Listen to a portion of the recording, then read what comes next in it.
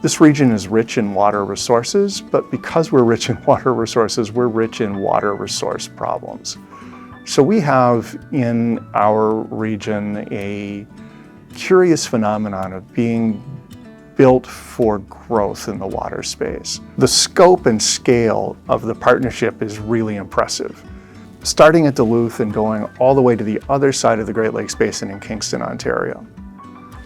Start at Chicago, go up to the top of the Bruce Peninsula with the Great Bruce Community Foundation. Within that space, and that's the entire Great Lakes Drainage Basin, within that space there are 7 regional teams comprised of 28 individual community foundations teaching each other how to do water better. I'm in awe of what this group has done. When everyday people learn about where their water comes from, they tend to take better care of the place that it comes from. What's unique about the Great Lakes One Water Partnership is that it is the first time that I know where place-based foundations are looking at a One Water frame on problems. Key to this project is that the community foundations can find ways to grow these initiatives organically. For us, it was about awareness and helping the general population understand that the small things that they can do will have a greater impact if we're all in this together.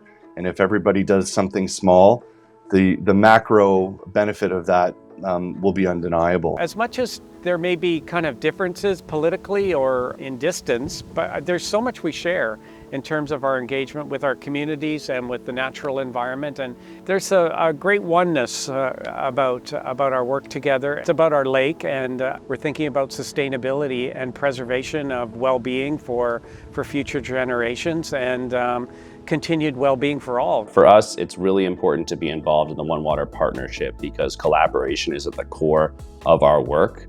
We really believe in the power of cross-sector partnerships. We saw our role as bringing kind of seed capital to catalyze conversations. And I think other places can catalyze the very same conversations so that the Chamber of Commerce leaders get to know the water leaders, get to know the community leaders. We want to make sure that while we all recognize the importance of water, sometimes we are not making the effort to put water first when we're making policy decisions or planning decisions, development decisions. So of course all communities balance a number of different priorities, but we're trying to encourage communities throughout the region to consider water first, recognizing its incredible importance to our current quality of life and to our future.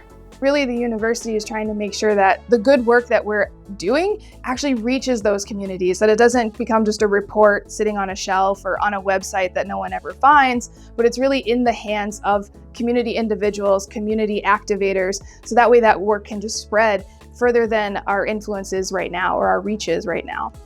Any changes that take place, any improvements that are made are going to generate conversation and discussion. And since we're not only dealing with the aesthetics, we're also dealing with an important environmental issue. We think it's going to be a project that educates the public and even those people passing through for years to come, and it'll have an impact and it reflects the sort of leadership initiatives the Community Foundation has been willing to take. What impresses me most and what candidly excites me most are the partnerships that are being built.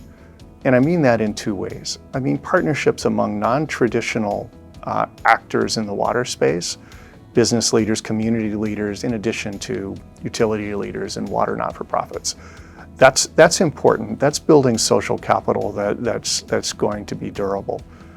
On the other side of that, what excites me about what community foundations can do is to begin to cultivate a new donor base among community leaders, particularly the younger folks that are getting engaged on water issues and environment issues that will become the lead donors of the future in those organizations. We're trying to protect what we have. It's a lot easier and cost-effective to maintain something as opposed to trying to fix a bad situation down the road. We were just looking for solutions to help the residents so the water's not backing up into their homes. This green infrastructure behind me is an example of a rain garden. Where the park connects to the street, that's where our water is being drawn in from. I think one of the strongest points for the GLOW network and the work that we've been doing is just the mixture of partners that are there that span government, academia, and that kind of on-the-ground work that's being done by organizations. We've got to think about how to adapt to a changing climate by better integrating green infrastructure with gray infrastructure, by being smarter about how we operate those systems in very small time steps. No longer can we say that we're going to design this for, one problem every 20 years and build it and let it work and just take that once every 2-decade hit when it happens. So it means getting new voices in, training new professionals, and it really means reimagining what we're doing with water from the people up.